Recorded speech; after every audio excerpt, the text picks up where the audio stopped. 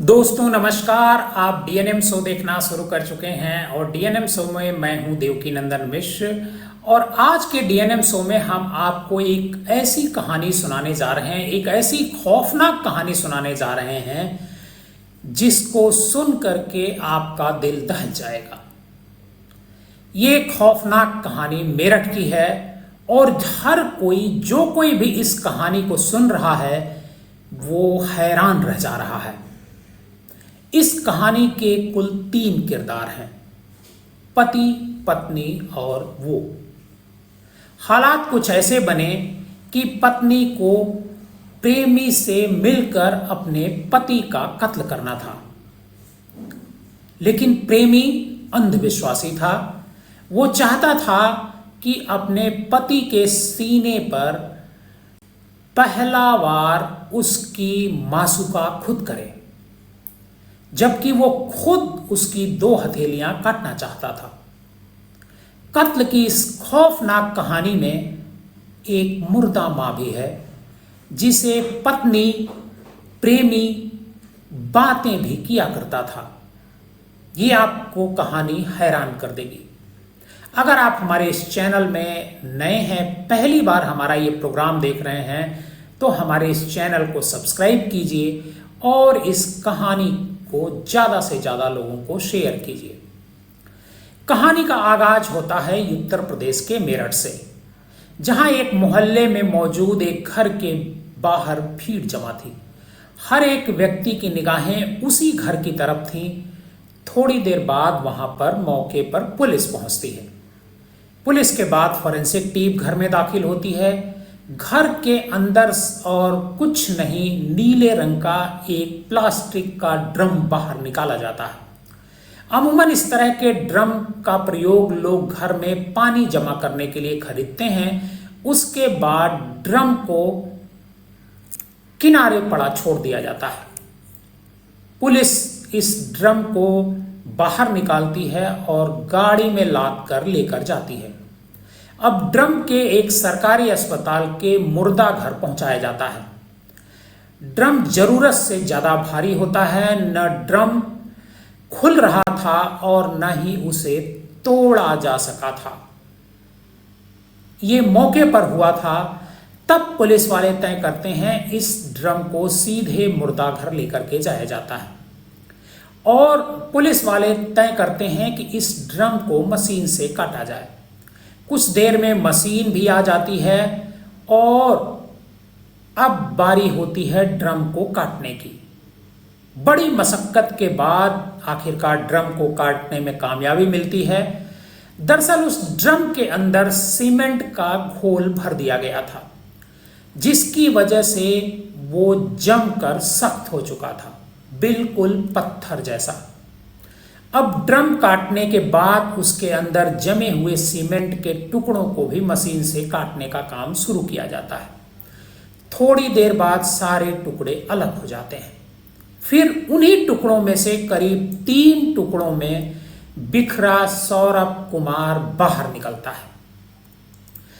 Drum टुकड़ों में बंद होने के पूरे 14 दिन बाद जमे हुए सीमेंट और काटे गए ड्रम के बराबर में जमीन पर काली पॉलीथीन में सौरभ कुमार की लाश के 3 टुकड़े रखे थे। फ्रिज, कुकर, बैग के बाद अब सबसे ताजी लाश ये थी जो एक ड्रम ने उगली थी। आपने फ्रिज में लाश के टुकड़े रखने की कहानी सुनी, आपने कुकर में टुकड़े टुकड़े करके लाश में को रखने की कहानी सुनी, और ये एक कहानी ऐसी थी जिसको सुन करके आपका दिमाग हिल जाएगा।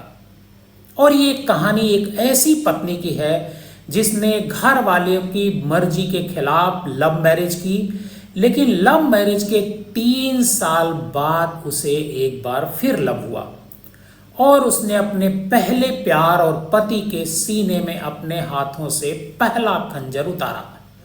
फिर दूसरे प्यार यानी दूसरे प्रेमी के साथ मिलकर के लाश के 3 टुकड़े किए, सिर धड़ से अलग किया, दोनों हाथों की हथेली काटी और फिर लाश बांधी बैग में डालकर नीचे के बेड में रख दिया। अब प्रेमी अपने घर चला गया, लेकिन जाते जाते वो सर और दोनों हथेलियां एक दूसरे बैग में रख करके अपने घर ले गया। प्रेमी के जाने के बाद इधर प्रेमिका को अब बैग में रखी लाश से डर लग रहा था। नींद नहीं आ रही थी, इसलिए तड़के ही उसने आधी लाश को घर पर छोड़ करके वो अपने प्रेमी के घर चली जाती है। आपको बताएं कि ये कहानी 3 लोगों की है। 29 साल का सौरभ कुमार, 26 साल की मुस्कान रस्तोगी और 28 साल का एक साहिल शुक्ला। साल 2016 में सौरभ की मुलाकात मेरठ में मुस्कान से होती है। मुस्कान से मुलाकात दोस्ती में बदलती है और फिर दोस्ती प्यार में बदल जाती है। सौरभ ने मुस्कान को बताया था कि वो मर्चेंट नेवी में है और लंदन में पोस्टेड है, मगर इसके बावजूद सौरभ के घर वाले मुस्कान से शादी के लिए तैयार नहीं होते हैं। सौरभ मुस्कान से इतना दिल लगा बैठता है कि वो अपने घर वालों की मर्जी के खिलाफ जाकर मुस्कान से शादी कर लेता है। सौरभ के घर वाले उसे छोड़ देते हैं और शादी के करीब 6 महीने बाद वो लंदन चला जाता है, मगर बाद में पता चलता है कि सौरभ मर्चेंट नेवी में नहीं है, बल्कि लंदन की किसी बेकरी में काम करता है, मार्केटिंग का काम देखता है। उसकी हालत उतनी अच्छी नहीं थी। इधर सौरभ और मुस्कान को तब तक एक बेटी हो चुकी थी। बेटी के बाद अब सौरभ के घर वाले भी चाहते थे कि उससे एक नज़दीकी रिश्ता बन जाए और सौरभ के घर वाले उसके यहाँ आने जाने लगे थे, मगर तभी कहानी में एक ट्विस्ट आता है। सौरभ चूंकि अक्सर लंदन में रहता है और मुस्कान अकेली अपनी बेटी के साथ मकान पर। इसी दौरान मुस्कान की मुलाकात उसी मोहल्ले में रहने वाले साहिल शुक्ला से होती है।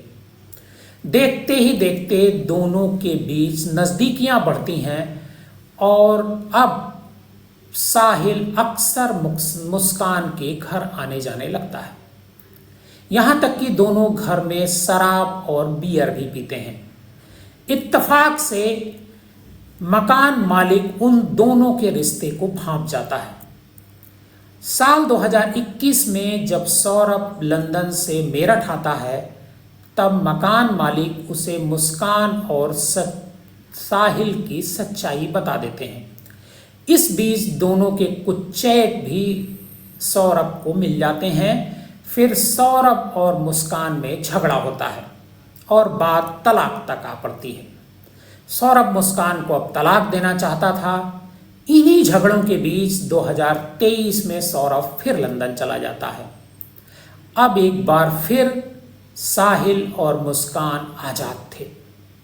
फिर 2 साल बाद फरवरी 2025 में ये आज़ादी खत्म होने वाली थी, क्योंकि सौरभ 24 फरवरी को लंदन से 2 साल बाद मेरठ अपने घर लौट रहा था और 25 फरवरी को मुस्कान का बर्थडे था। वो उसका बर्थडे मनाने के लिए आ रहा था, लेकिन इधर मुस्कान के दिमाग में तो कुछ और ही चल रहा था। वो कुछ और ही प्लान करके बैठी थी। इसका इरादा ठीक बर्थडे वाले दिन यानी 25 फरवरी को सौरभ को मार डालने का था, मगर ऐसा न हो सका। फरवरी वाली प्लानिंग फेल हो गई, मगर मुस्कान और साहिल अपनी अगली प्लानिंग में जुटे थे। मुस्कान की बेटी का एग्जाम चल रहा था। 3 मार्च को एग्जाम खत्म होते ही मुस्कान ने अपनी बेटी को अपनी माँ के घर भेज दिया और 3 मार्च का ही दिन मुस्कान ने अपने पति के कत्ल का चुना।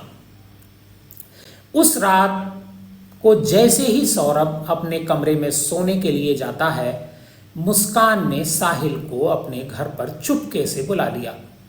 इसके बाद पहले मुस्कान ने सौरभ के सीने पर तेज खंजर से वार किया और फिर साहिल चाकू लेकर के सौरभ पर टूट पड़ता है। सौरभ पूरी ताकत से लड़ने की कोशिश कर रहा था, लेकिन वो हार गया। मुस्कान उसकी मौत का तमाशा देखती रही। कुछ मिनटों में सौरभ की सांसें थम चुकी थीं। कत्ल के बाद अब थी लाश को ठिकाने लगाने की बारी। तो उसकी प्लानिंग दोनों ने पहले से कर रखी थी। इसके बाद साहिल और मुस्कान ने मिलकर एक प्लास्टिक का बड़ा ड्रम खरीदा। फिर उन दोनों ने बाथरूम में सौरभ की लाश के टुकड़े किए और बड़े ड्रम में भर दिए। फिर उस ड्रम को सीमेंट का घोल डालकर भर दिया गया, यानी वो ड्रम सौरभ की ठोस कब्र बन चुका था। इसके बाद वो दोनों साहिल के घर जाकर आराम से सो गए। फिर 4 मार्च की सुबह होती है। लाश वाला ड्रम कमरे में रखकर अब मुस्कान साहिल के साथ हिमालय की वादियों में घूमने जा रही थी।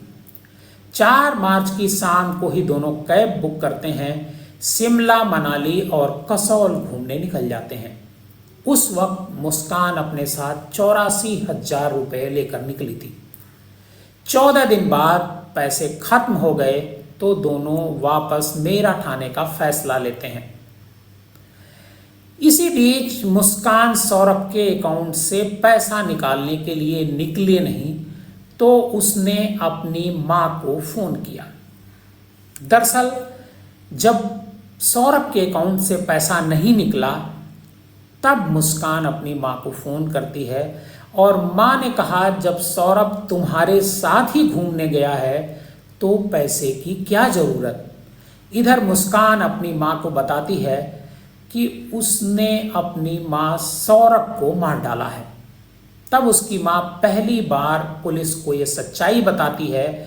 इसके बाद 18 मार्च को पुलिस मुस्कान के घर पहुंचती है और फिर नीले रंग के इस ड्रम की सच्चाई बाहर आती है। और ये तो कत्ल की कहानी थी, लेकिन कत्ल की प्लानिंग और साहिल के इस जो इश्क की जो दास्तान है वो बेहद चौंकाने वाली है। दरअसल मुस्कान की बेटी प्ले स्कूल में पढ़ती थी। बेटी को स्कूल ले जाने के दौरान मुस्कान की मुलाकात साहिल से होती है। चूंकि सौरभ बाहर रहता था, मुस्कान अकेली थी, तो जल्दी ही दोनों के ये दोस्ती प्यार में बदल जाती है। घर में कोई न था, दोनों हमेशा घर में मिल लेते थे। साहिल शुक्ला अंधविश्वासी था, उसकी मां नहीं थी, मगर उसने अपनी मां के नाम पर एक स्नैपचैट अकाउंट खोल रखा था। उसे लगता था कि उसकी मुर्दा मां उससे बात करती है। ये बात मुस्कान को भी पता थी। मुस्कान ने अपने भाई के मोबाइल नंबर पर एक अकाउंट खोला।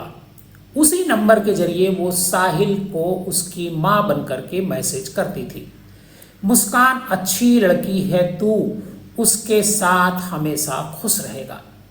इस वजह से साहिल मुस्कान से और ज्यादा प्यार करने लगा था।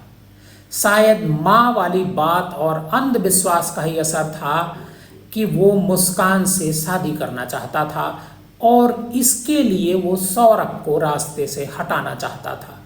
और ये सारी प्लानिंग मुस्कान की थी। इतना ही नहीं, अंधविश्वास के चक्कर में वो मुस्कान को ये भी कहता था कि सौरभ का वध वही करेगी। मुस्कान सौरभ से पीछा छुड़ाना चाहती थी। इसी के बाद दोनों ने पिछले नवंबर में ही तय कर लिया कि इस बार जब सौरभ मेरठ आएगा तो उसे मार डालेंगे। और नवंबर से ही कत्ल की प्लानिंग शुरू हो गई थी। सबसे पहले दोनों ने इस प्लानिंग की कत्ल के बारे में विचार किया और इसके बाद ये तय किया था कि सौरभ को कहाँ जमीन में गाड़ देंगे। पर उन्हें ये नहीं पता था कि इसके लिए अब दोस्तों से पूछताछ भी होने लगी थी। दरअसल लाश दफनाने का जब आइडिया काम उनको नहीं आया सौरभ के मर्डर के बाद, तब उन्होंने एक नए आइडिया पर काम किया। पहले लाश के टुकड़े को बैग में रखकर फेंक आने की योजना थी। और तब उन्होंने इसी बीच सोचा कि अगर ड्रम में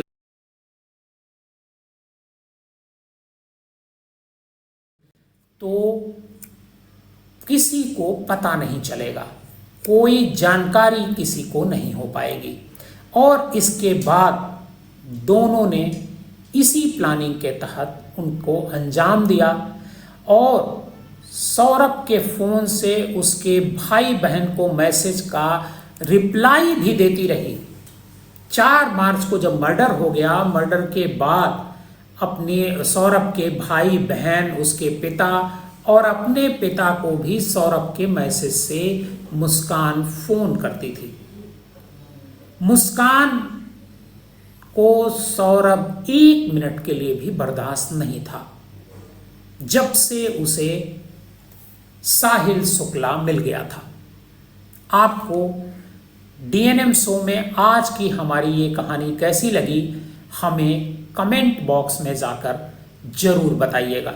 अगर आपको हमारी ये कहानी अच्छी लगी हो तो हमारे इस चैनल को सब्सक्राइब कीजिएगा और सावधान रहिए, डीएनएम शो देखते रहिए।